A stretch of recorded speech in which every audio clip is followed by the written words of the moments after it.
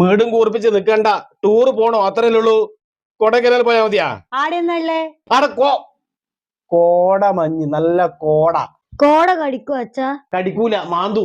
നമുക്ക് ആ പിസാ ഗോപുരം ഇല്ലേ, ആ ചെരിഞ്ഞ ഗോപുരം, അത് കാണാൻ പോയാലോ? കാണുമ്പോ എന്തിനാ ചെരിഞ്ഞ ഗോപുരം കാണുന്നത്? നമുക്ക് നേരെയുള്ള ഗോപുരം തന്നെ കാണാം, പോരെ? അച്ഛൻ എവിടെയെങ്കിലും ഒന്ന് ഉറപ്പിക്കേ. മസന്നഗുഡി വഴി ഊട്ടി, തിരിച്ചു വരുമ്പോ മൈസൂർ പാലസു മൃഗശാലയും. എന്നാ സന്തോഷായ? ആ ഓക്കെ. വണ്ടി വാടക, റൂം, ഭക്ഷണം ഏകദേശം 15,000 റുപ്യ വരും.